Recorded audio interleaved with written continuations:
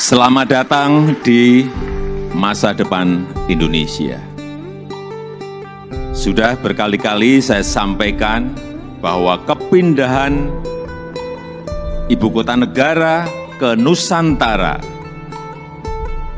adalah bukan sekedar memindah gedung kementerian. Bukan itu.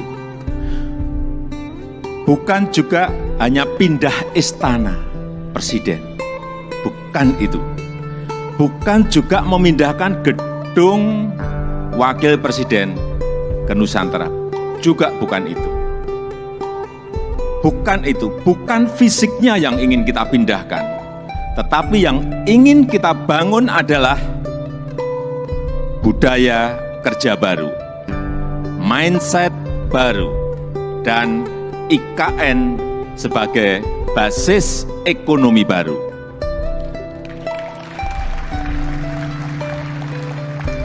Indonesia sebagai negara besar harus berani melangkah, harus berani memiliki agenda besar, berani punya agenda besar. Dan ini untuk kemajuan negara kita, untuk kemajuan bangsa. Dan jika kita tidak berani transformasi dari sekarang sampai kapanpun, kita akan sulit jadi negara maju. Dan untuk keberlanjutan IKN Nusantara, ini juga sudah sering saya sampaikan, Bapak Ibu, sekali lagi, tidak perlu ragu, tidak perlu bimbang. Karena apa? Payung hukumnya itu sudah jelas.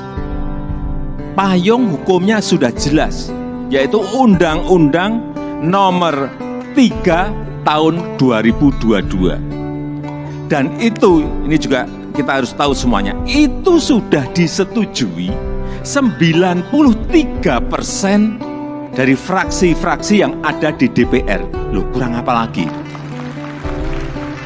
Kalau ada yang masih belum yakin, kurang apa lagi? Nanti sampaikan, kurang apa lagi? Jadi sekali lagi, sudah tidak perlu lagi untuk dipertanyakan. Ini ada Ketua MPR ada di sini, Pak Bambang Susatyo juga. Kembali lagi, kita ingin menghadirkan pembangunan yang Indonesia sentris, bukan Jawa sentris. Karena Indonesia ini bukan hanya Pulau Jawa. Indonesia ini memiliki 17.000 pulau, 514 kabupaten dan kota, 34 provinsi, yang terbentang dari Sabang sampai Merauke, dari Miangas sampai Pulau Rote. Dan ada tapinya, tapi saat ini 58% dari PDB ekonomi kita, dari ekonomi kita terpusat di Pulau Jawa, 58%. Kemudian populasi 56% atau sekitar 149 juta penduduk kita ada di Pulau Jawa, bermukim di Pulau Jawa. Betapa Pulau Jawa ini sangat terbebani dengan jumlah yang sangat besar itu. Itulah kenapa sering saya sampaikan, Indonesia perlu keadilan ekonomi. Sekali lagi ada 17.000 pulau, bukan hanya satu pulau. Perlu kesetaraan pembangunan, perlu pemerataan pembangunan. Ini yang ingin kita hadirkan, yaitu dengan membangun ibu kota Nusantara.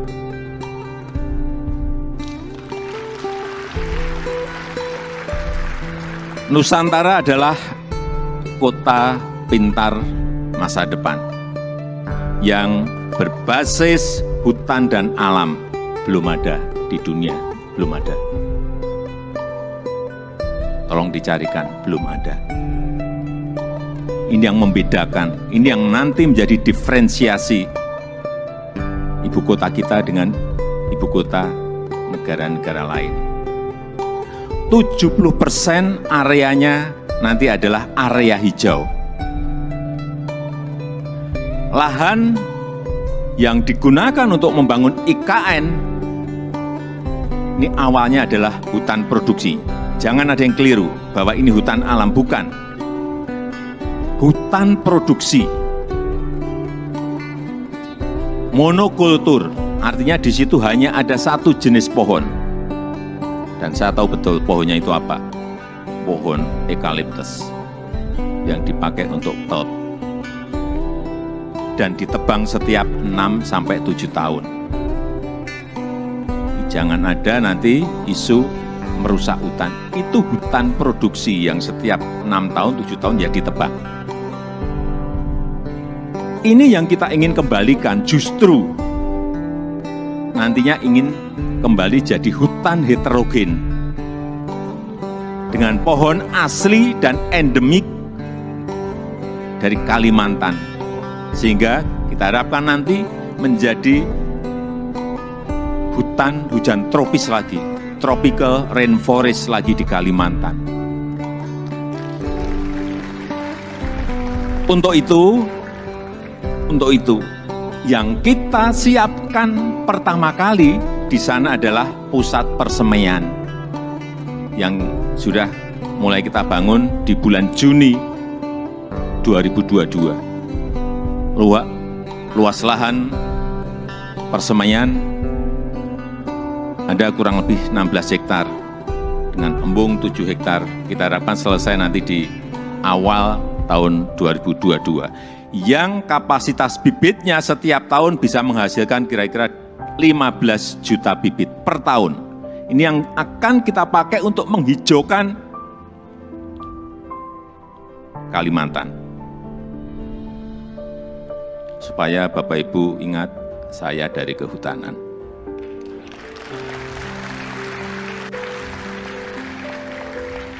Saya waktu menerangkan di persemaian di Kalimantan, dari A sampai Z, ini pohon apa, ini pohon apa, ini pohon saya apa semua. Dan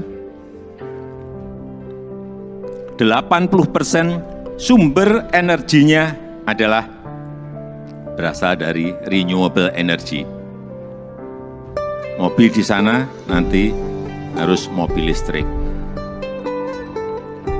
Kemudian 80% transportasinya adalah transportasi umum, autonomous vehicle, tanpa awak dan tanpa sopir. Jadi yang kita hargai di sana adalah pejalan kaki, yang kita hargai di sana adalah orang yang senang naik sepeda.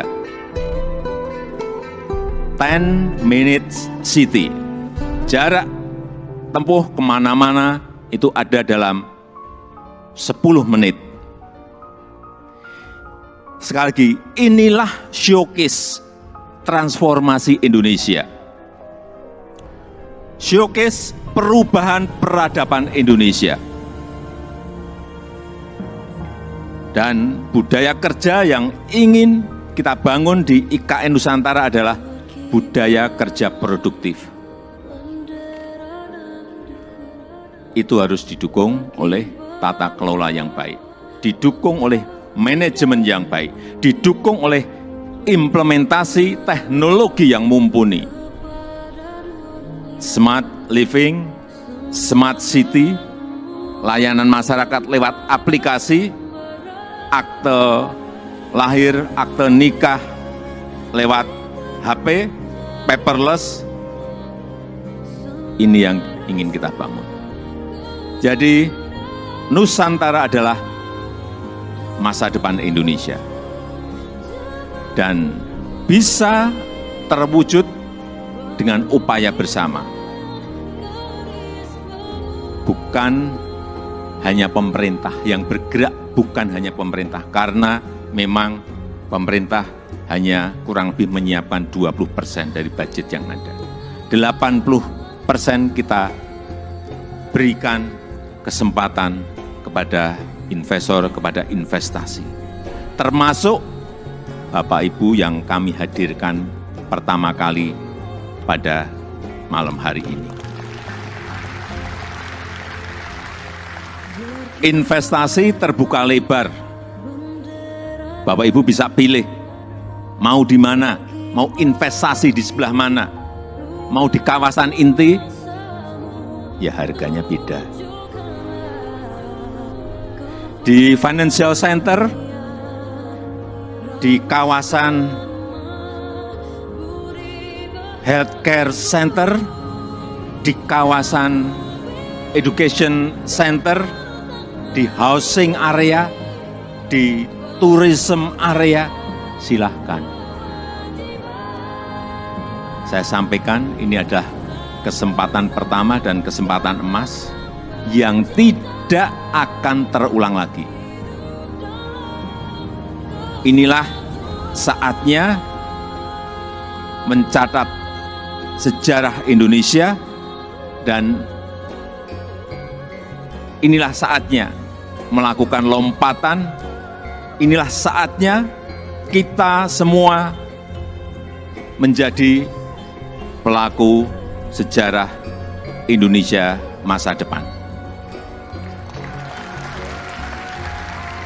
Dan dengan upaya kita bersama, dengan semangat gotong royong kita bersama, saya yakin 17 Agustus 2024 kita bisa merayakan bersama-sama di Nusantara.